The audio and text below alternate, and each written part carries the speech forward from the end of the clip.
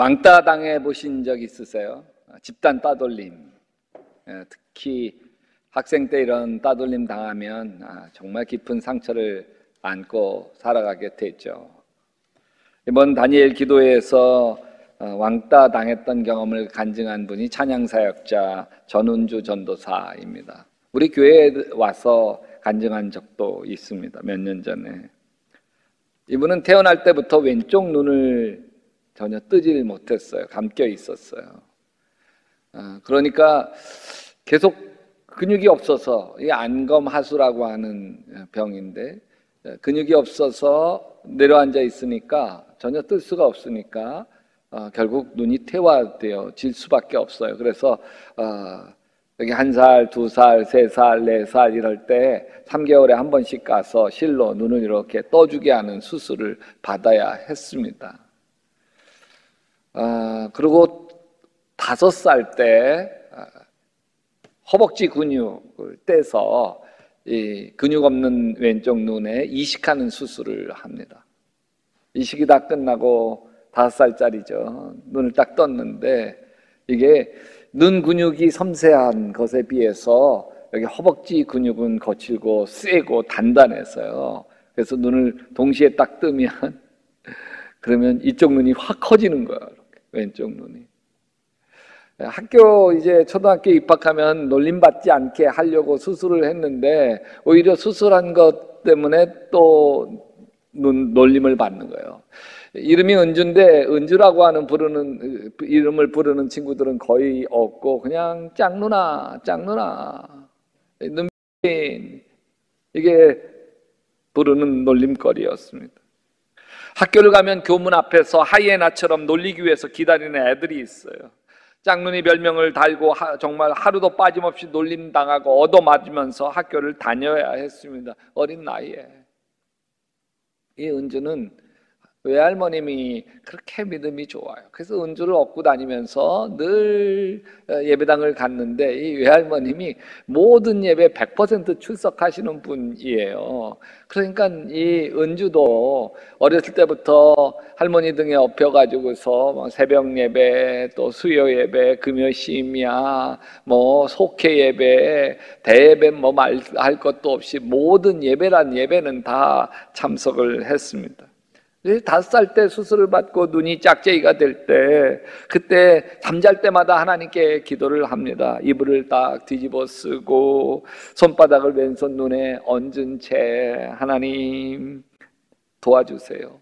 내일 아침에 딱 눈을 뜨면 두 눈이 똑같게 해 주세요.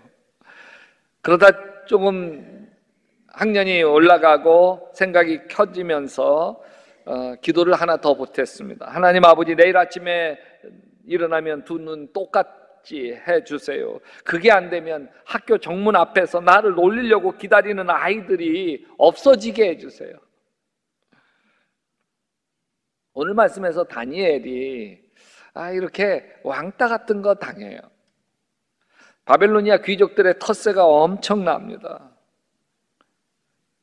다리오 왕이 나라 땅덩어리가 크니까 3명의 총리를 세워서 세 지역을 다스리게 합니다. 2명의 총리는 바벨론 귀족 출신이고 1명 다니엘만 유일하게 유대인 포로 출신이에요. 개천에서 용난 거죠. 근데 이 셋 중에 다니엘이 너무너무 지혜롭게 나라를 잘 다스리는 거예요. 그러니까 다리오 왕이 신임이 두터워서 아예 다니엘을 중심으로 해서 국무총리로 세우고 여기 보조총리로 둘을 더 두어서 통합해서 나라를 다스리게 하려고 마음을 먹습니다. 그러니까 다른 총리들과 고관 대작들이 막 난리가 났습니다.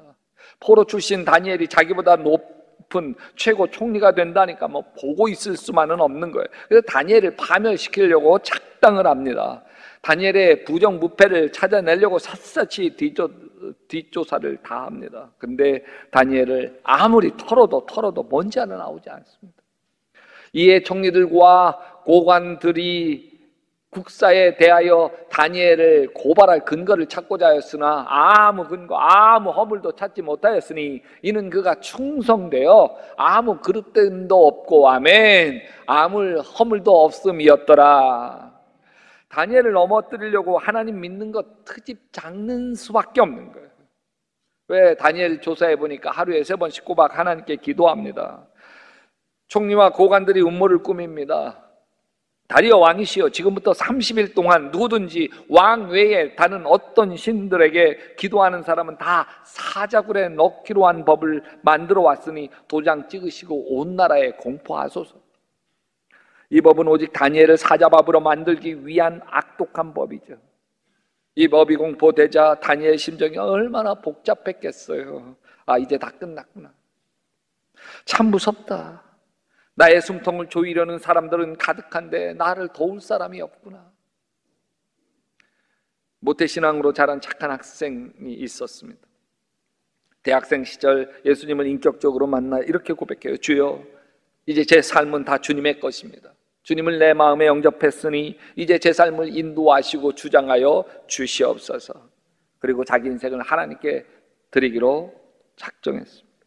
근데 대학교 4학년 어느 날 졸업 앞두고 갑자기 손에 힘이 풀리더니 글씨를 쓸 수가 없는 거예요. 뿐만 아니라 덮고 자는 이불이 너무 무거워서 숨 막혀. 이불인데 입고 가야 하는, 이제 겨울철 입고 가야 하는 점퍼도 너무 무거워. 병원 가서 정밀 검사를 받아보니까 근육 무력증이에요. 이 병은 근육이 점점 퇴화되어 가며 죽어가는 불치병인 거예요. 이 청년은 하루에 절반 이상을 누워 있어야만 했습니다. 근육은 점점 더 퇴화되어 갔습니다. 아직 25살 피 끓는 젊은인데 말이죠. 아, 나 이러다 죽는구나. 하지만 하나님 고쳐주시도록 매달려 기도합니다. 여러 번 기도원 가서 금식 기도하며 하나님께 매달립니다. 기적이 일어나요. 2년 넘게 끌던 근육 무력증 질병이 호전되기 시작했어요. 병원 의사도 포기했던 불치병이 낫기 시작했어요. 할렐루야. 근육 무력증으로 누워만 있었던 2년여 동안 3,000권에 달하는 책을 무섭게 읽어댔어요. 병상에서 책을 읽으면서 꿈을 키운 사업 계획이 있어서 기도했습니다. 하나님, 사업의 길이 열리도록 허락해 주십시오. 제 삶은 이미 하나님께 드리기로 서원하지 않았습니까? 사업이 성공하더라도 온전히 하나님께 영광을 돌리겠습니다.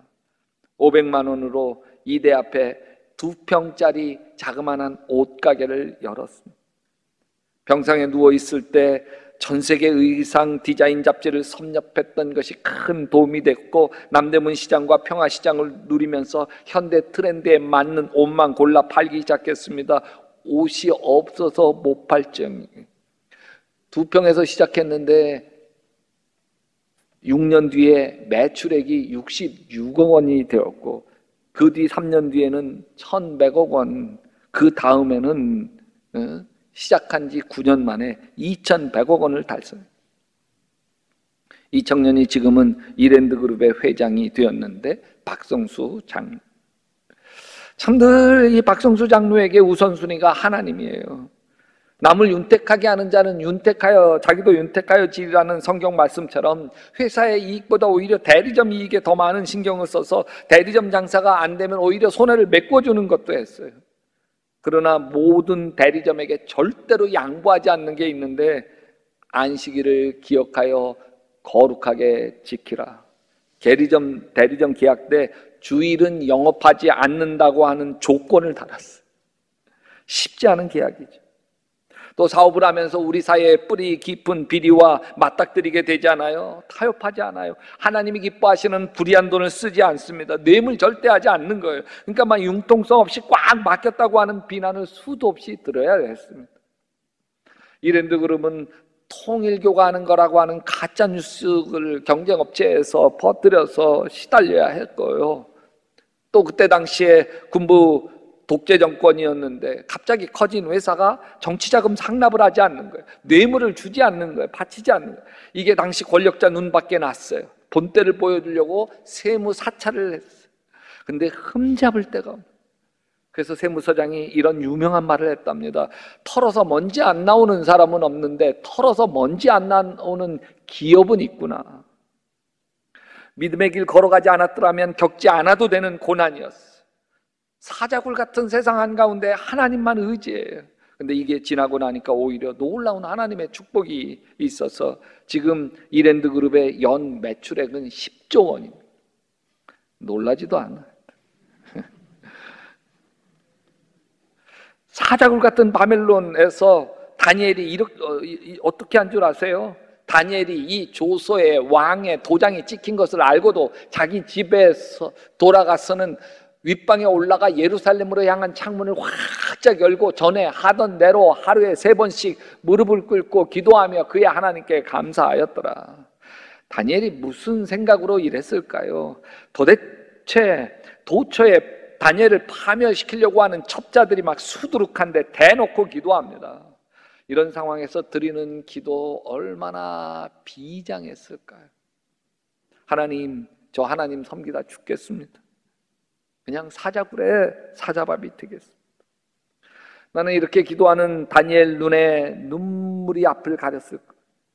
이제 자신이 이룩한 성공 다 허물어지는 거예요. 자신뿐만 아니라 다니엘의 가족, 친척까지도 박해의 회오리 바람이 몰아치게 될 거예요. 가문이 다 망하는 거예요. 피할 길이 없습니다. 근데 다니엘 읽어가면서 이해되지 않는 게 있어요. 2가지인데 하나는 지혜롭게 피해갈 수 있는데 피하질 않아요. 아니 창문 닫고 기도하면 될 거 아니에요. 창문 닫고 기도하면 누가 알아? 기도하는지 무슨 생각에 잠겼는지 어떻게 알아? 당신 기도했지? 다니엘 붙들고 추궁하면 아니요, 그냥 사색에 잠겼을 뿐인데요. 그러면 되잖아. 그죠? 변명하고 빠져나갈 텐데 그러지 않아요. 열어놓았던 창문도 닫아야 할 판인데 굳이 닫혀있는 창문도 활짝 열고 기도하면서 날 잡아 잡수 그러는 거예요. 꼭 그럴 필요가 있을까? 왜 휘발유를 짊어지고 불 속으로 뛰어가? 2번째, 딱 30일만 참으면 되는 거예요. 이 조서는 딱 30일 동안 시한부 조서예요. 눈 딱 감고 30일 참으면 됩니다. 30일만 속으로 기도하면 돼요. 30일만 기도 안 하는 척 하면 되는 거예요. 제 말이 틀립니까? 소나기 내릴 땐 일단 피하고 봐야지. 안 그래요? 다니엘인들 모를까? 이 일이 피할 수 있는 일이 아닌 거란 거죠. 창문을 닫고 기도하고 몰래 기도하고 30일 동안 참아서 피해 간다고 하면 자기가 무사할까? 아닌 거란 거죠. 다니엘은 어차피 사자굴에 자신이 들어갈 처지인 것을 알아요. 사자굴 같은 바벨론 왕국에서 다니엘을 죽이려고 하는 인간들은 또 다른 핑계, 또 다른 법령을 만들어서 반드시 다니엘을 사자굴에 던질 게 분명합니다. 그것을 모르는 다니엘이 아니에요. 어차피 사자밥이 될 바에야 하나님 쪽을 붙들기로 작정합니다. 어차피 자빠질 바에야 세상 쪽으로 자빠지지 아니하고 하나님 쪽으로 자빠지기로 결심합니다. 다니엘의 기도예요. 입만 열면 하나님에 대한 원망이 쏟아져 나올 것 같은 처지에서 다니엘이 기도를 합니다. 하나님, 왜 이스라엘을 멸망되도록 내두셨습니까? 왜 내가 다니엘의 이 바벨론에 포로가 되도록 잡혀오게 하셨습니까? 왜 하나님 저로 하여금 사방으로 우겨쌈을 당하게 하시는 겁니까? 그런데 다니엘의 기도를 보면 참 기가 막힌 대목이 있어요. 10절에 그의 하나님께 감사하였더라. 다니엘이 무엇에 감사한가요? 지금 감사할 수 있는 상황 뭐죠? 감사할 이유 없잖아요. 무엇에 감사했을까? 다니엘은 처음에는 눈물만 앞을 가렸을 거예요. 다른 총리들과 고관들이 사자처럼 이빨을 드러내고 있습니다. 기도는 참 신기해요. 기도하기 전에는 문제가 산더미 같다. 기도하면 문제가 좀 작아지기 시작합니다. 기도하기 전에는 다 억울해요. 근데 기도하고 나면 이상하게 이해가 되고 그럴 수 있지. 난 다니엘이 울면서 기도할 때, 원망하면서 기도할 때 하나님은 다니엘에게 그간 하나님이 어떻게 인도해 주셨는지 하나하나 떠오르게 했을 거예요. 다니엘과 세 친구들이 왕의 진미를 먹지 않고 포도주 마시지 않기로 마음에 결심하고 작정했을 때 하나님께서 채소만 먹고서도 그렇지 않고 왕의 진미, 소고기, 돼지고기, 닭고기 다 먹는 다른 동료들에 비해서 얼굴이 더 환하게 빛나고 포동포동하고 더 지혜를 주고 막 이러는 거. 그리고 느부갓네살 왕이 자기 꿈 꿨는데 뭔 꿈인지 자기도 기억 안 나서 환장해가지고 내 꿈 뭔지 좀 알아맞히고 내 꿈 해몽해달라고, 그렇지 않으면 너희들 죽이겠다고 점성술가들 다 잡아 죽이기 시작할 때 하나님께서 그 꿈을 보여주시고 해몽까지 해주시고, 그래서 이 임금님에게 인정받고 승승장구해서 총리 대신까지 되게 해준 일 다 보게 됐을 거예요. 다 하나님의 은혜였구나. 은혜였구나. 지금 내 인생의 이 축복은 다 하나님의 선물이었구나. 내가 사자밥이 될지라도 하나님께 감사한 일 뿐이구나. 여러분, 기도하기 전에는 문제만 보여요. 근데 기도하면 문제보다 더 크신 하나님이 보이는 거예요. 기도하기 전에는 내 인생의 짐들만 보여요. 기도하면 그 짐을 다 감당하게 해 주시고 피할 길을 주시고 힘을 주신 하나님이 보이는 거예요. 찬양사역자 전은주 전도사, 짝눈이 조롱을 받으며 참 사나운 어린 시절을 보내야 했지만 학교에서 놀림당하고 왕따 당하는 날이면 교회를 찾습니다. 선생님들이 이뻐해 주거든요. 교회 학교에서 짝눈 때문에 놀림 받았지만 그것 때문에 하나님의 집을 사모하고 그것 때문에 마음이 괴로워 하나님께 기도하고, 그래서 하나님이 주시는 힘으로 파멸되어지지 아니하고 하나님을 찬양하며 다니엘 기도회에 쓰임받게 된 거죠.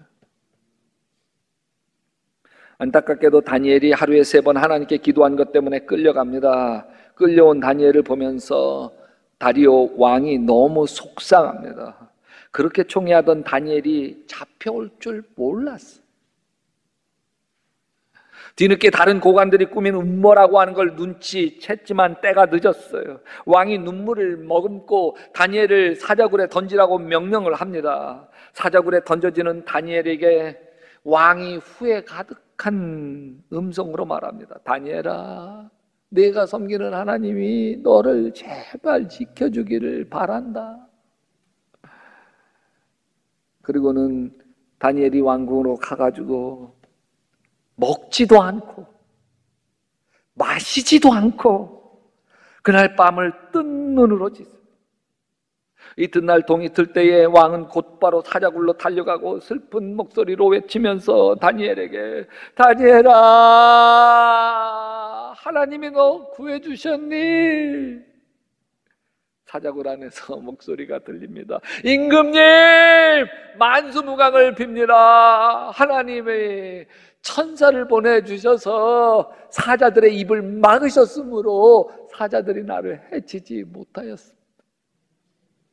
분명 다니엘의 목소리였어. 왕이 신이 나가지고 다니엘을 굴에서 끌어올립니다. 그리고 모함하는 신하들과 그의 아내들과 그의 자식들까지 사자굴에 다 몰아 던져 넣었더니 그 몸들이 굴에 닿기도 전에 사자들이 뛰어 올라가지고 그들을 움켜쥐고 뼈까지 으스러뜨리며 쳐 먹었습니다. 그가 하나님께 감사하였더라. 다니엘이 사자굴에 들어가기 전 마지막 기도, 감사기도. 이 감사기도가 사자굴을 천사굴로 만듭니다. 어떤 권사님이 이렇게 말하더라고요. 목사님, 내 남편은 나쁜 사람이 아니에요. 나쁜 사람이 아닌 거 알아요. 나를 함부로 대하고 함부로 말하고 함부로 나에게 상처 주는 사람이지만 나쁜 사람 아닌 거 알아요. 눈물도 많고 착한 사람이에요. 나쁜 사람이 아니라 아픈 사람이에요. 마음이 아픈 사람. 이분도 기도하기 전에는 함부로 하는 남편이 나쁜 인간이죠. 무자비한 폭군이죠. 저 인간 만나서 내 인생이 왜 이렇게 되는지 억울하죠. 근데 기도하고 나면 나쁜 사람이 아니라 아픈 사람이구나. 아픈 사람이구나.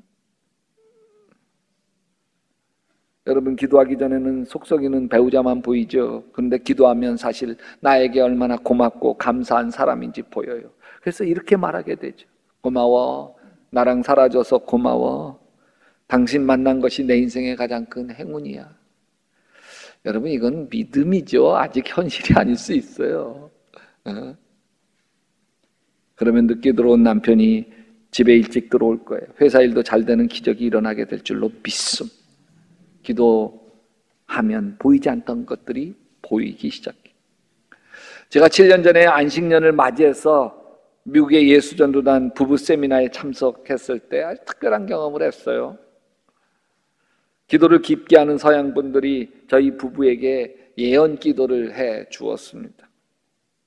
이분들이 먼저 하나님께 묻는 기도로 기도를 시작하더라고요. 하나님, 이 시간 저희들에게 송 목사님의 본래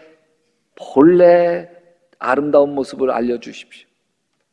이렇게 기도한 뒤에 하나님이 마음에 떠올려 주시는 예언 기도를 해 주었습니다. 송 목사님은 존경을 받는 분이시고, 지금 아멘 하신 분 대대로 복 받으세요. 진짜 모든 게 형통할 거예요. 자식도 잘 되고 막 재물도 열리고. 송 목사님은 존경받는 분이시고, 하나님이 참 귀하게 사랑하시는 분이시고, 말씀을 통해 사람들에게 용기를 주시는 분이시고, 축복이 흐르게 하시는 분이십니다. 하나님의 사랑과 선하심을 말씀하시는 분이시고, 말뿐만 아니라 행동에서 영향력을 끼치시는 분이십니다.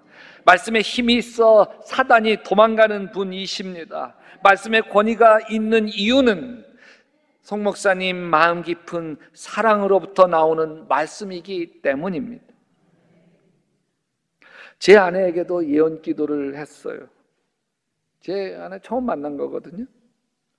사모님은 참 잘 웃는 분이시랍니다. 하나님이 그 잘 웃는 웃음을 통해서 많은 사람을 위로하고 치유하시는 분이시랍니다. 맞아요? 틀려요?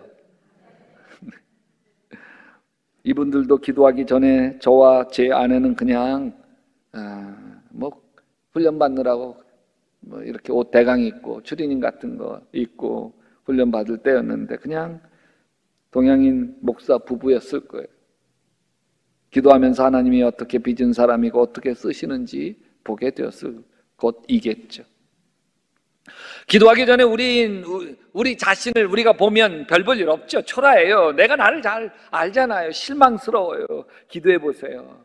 하나님에게 내가 얼마나 소중한지, 아멘, 내 속에 아름다운 게 얼마나 많은지 내 자신이 자랑스럽습니다.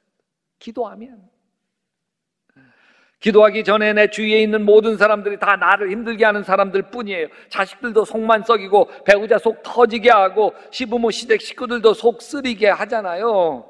기도해 보세요. 다 고마운 분들이고 다 감사한 분들이고 다 사랑스러운 분들입니다. 기도해 보세요. 감사하지 않는 게 없어요. 이렇게 기도하세요. 따라서 합시다. 예수님의 눈으로 나를 보게 해주시옵소서. 예수님의 눈으로 내가 겪는 이 어려움을 보게 하여 주시옵소서. 예수님의 눈으로 내 자녀, 내 배우자를 보게 하여 주시옵소서. 예수님의 눈으로, 사랑의 눈으로 내가 만나는 사람을 보게 도와 주시옵소서.